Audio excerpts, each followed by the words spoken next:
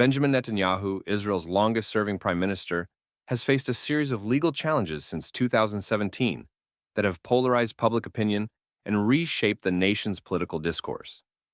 Accused of bribery, fraud, and breach of trust, Netanyahu's legal saga centers on allegations of improperly accepting gifts, offering favors to media outlets, and advancing regulatory benefits in exchange for favorable coverage.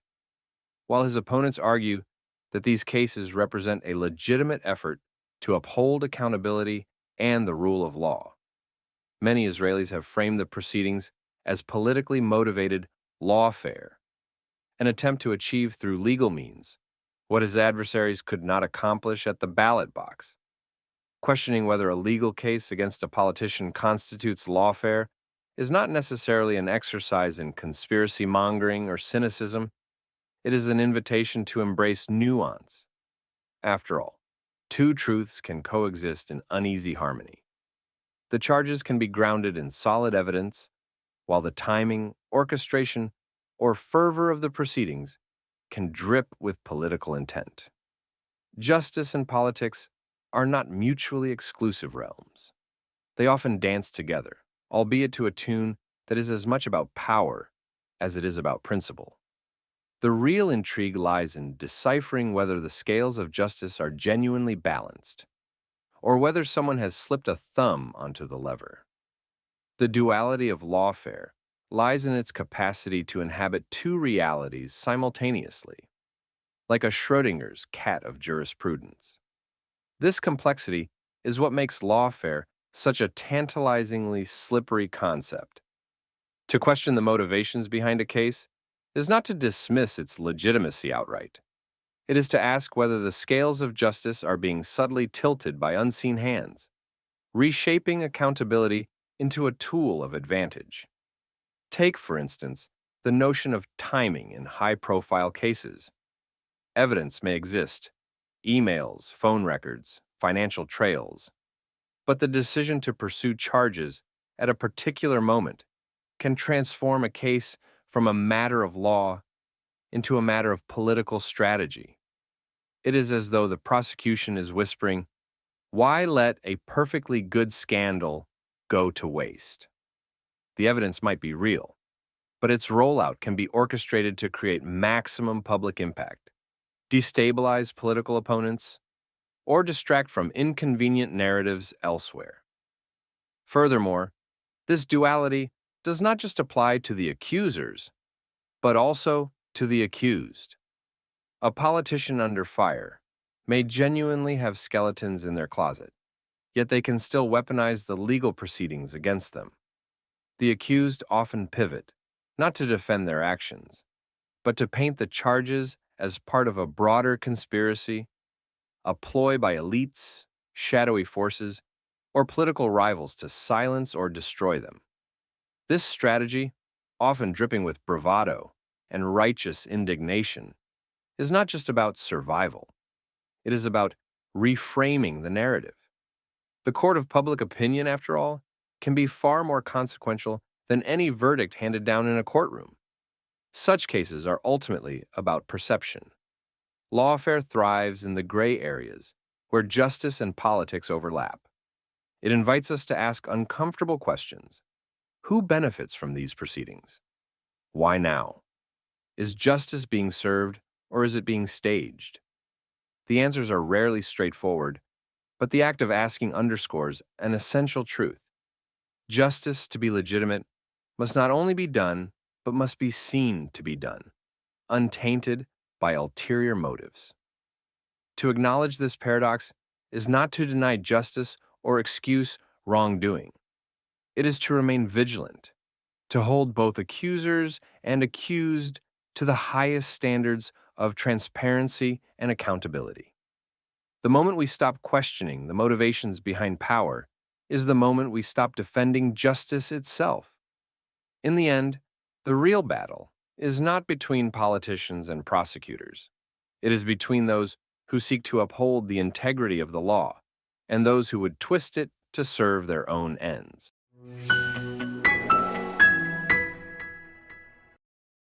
Coined as a portmanteau of law and warfare, Lawfare refers to the strategic use or misuse of legal systems to achieve objectives that are often political, economic, or ideological.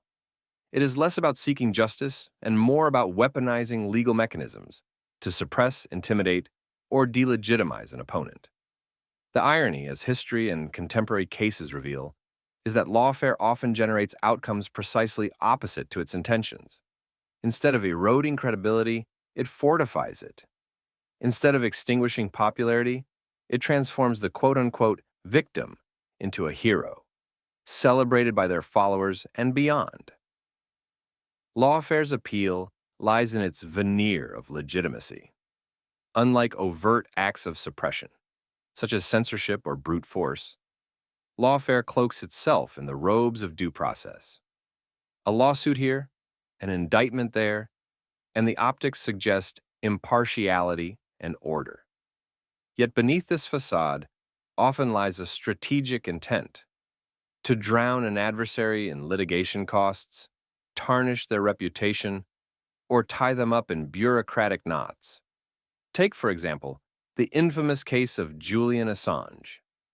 The founder of WikiLeaks became the target of relentless legal pursuits, ostensibly for breaching national security and exposing classified information. Whether one sees Assange as a whistleblowing hero or a reckless anarchist, the avalanche of legal actions against him transformed his public image. To his detractors, he remained a rogue operative, but to his supporters, he became a symbol of resistance, a David against the Goliath of state power. The legal quagmire only deepened his mythology, inviting scrutiny not just of Assange, but also of the motivations of those wielding the law against him. The lesson here is clear. Lawfare, when perceived as overreach, can backfire spectacularly.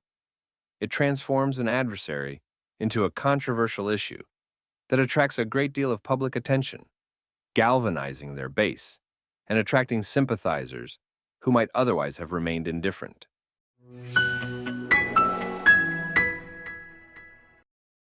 From Benjamin Netanyahu's perspective, the timing and intensity of the bribery, fraud, and breach of trust charges were suspicious.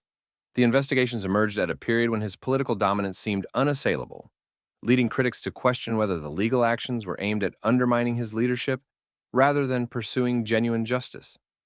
Moreover, the prosecution's focus on issues such as Netanyahu's acceptance of cigars and champagne, or his alleged role in shaping media narratives, has been criticized by some as disproportionate. While these actions may raise ethical concerns, their criminalization risks blurring the line between genuine corruption and the messy realities of political bargaining. This perceived overreach has strengthened Netanyahu's narrative that the charges are less about justice and more about delegitimizing him as a leader. Ironically, the lawfare framing has not weakened Netanyahu. It has in many ways fortified him. His legal woes have become a rallying cry for his supporters, consolidating his political base and allowing him to position himself as a defender of democracy under siege. While the cases against Netanyahu may aim to hold him accountable, they have also illustrated the double-edged nature of lawfare.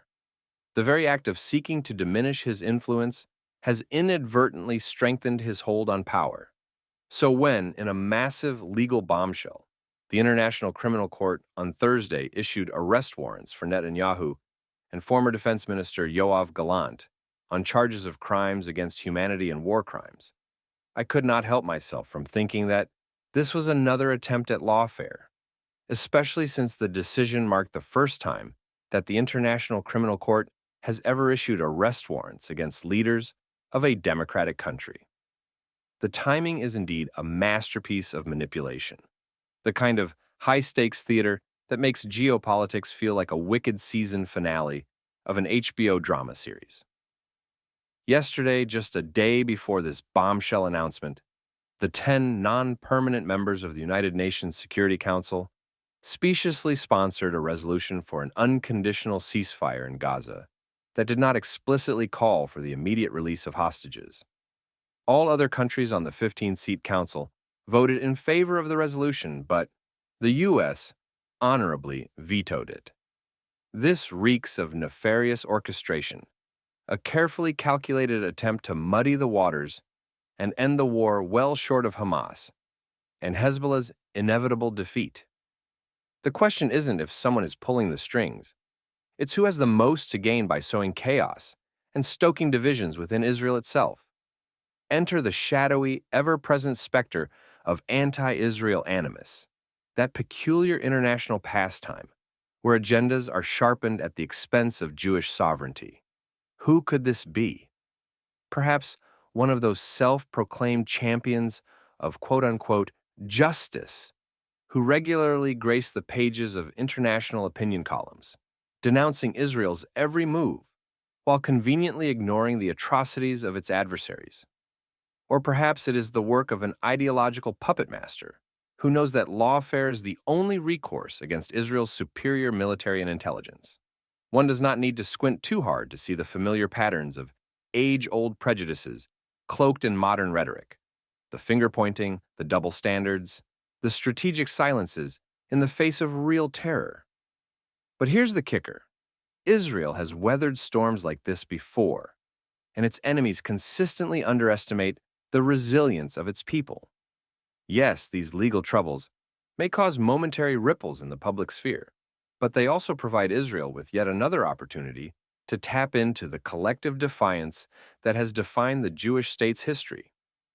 Every attempt to delegitimize, every smear campaign or ill-timed legal ambush reinforces the narrative that Israel's survival is not just a matter of geopolitics, but a testament to the perseverance of its people against insurmountable odds. If this is lawfare in its most cynical form, then it is sure to backfire yet again. Israel thrives, not despite its adversaries, but because of them. For every twisted challenge they throw, Israel has emerged sharper, stronger, and ever more determined to hold its ground.